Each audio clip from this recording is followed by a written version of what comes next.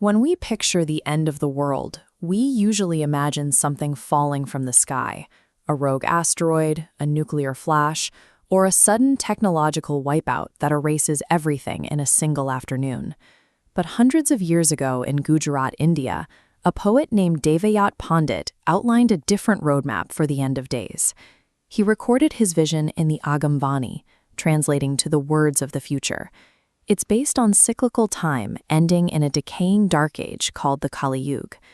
Pandit wrote a diagnostic test for societal failure, providing a step-by-step manual on how civilization unravels. According to the poem, civilizational collapse begins quietly, right inside the human home. The Agamvani's timeline of doom starts at the foundation of society, the family unit. The text predicts an inversion of domestic economics.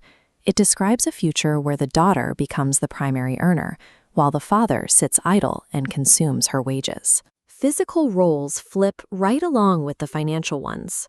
Pandit writes that men will abandon traditional markers of masculinity, growing out their hair and taking on the domestic chore of fetching water. Social status flips. The poem envisions widows dressing in vibrant finery, while married women wear the clothes of mourning. Looking at this historically, Pandit is describing societal vertigo. When the most basic roles of the household operate backwards, a population loses its anchor to reality. Once the home is destabilized, the rot spreads into the community and up to the highest levels of leadership. The text notes that the ruling class, the kings, will abandon their duty to look out for the public good. Without protection, society devolves into unchecked exploitation, a state the poem describes as humans eating humans. This diagram illustrates the resulting epistemological collapse.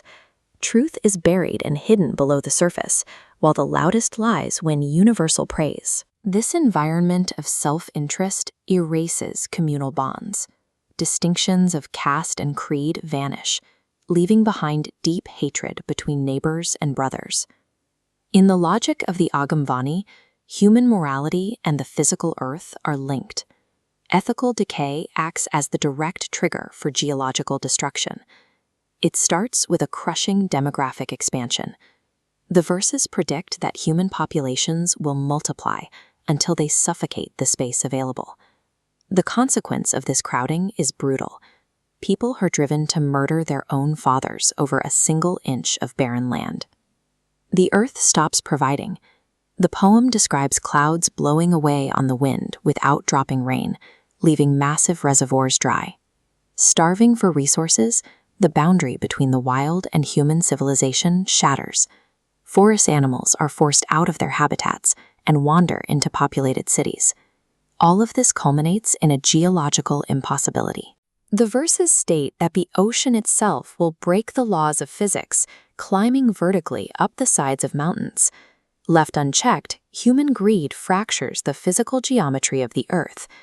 Today, 1 in 4 people globally live without safe drinking water, while trust in major public institutions has dropped to some of its lowest levels in decades. The gendered economic shifts Pandit described mirror contemporary debates on the evolution of the nuclear family. Devayat Pandit arrived at these conclusions through an understanding of human fragility. He recognized the collective fear of inversion. Inversion occurs when the systems we rely on to make sense of the world, family structures, shared truths, the water cycle, operate backwards. The Agamvani treats this dark age as an ever-present shadow, warning of what happens when we lose our connection to truth and each other.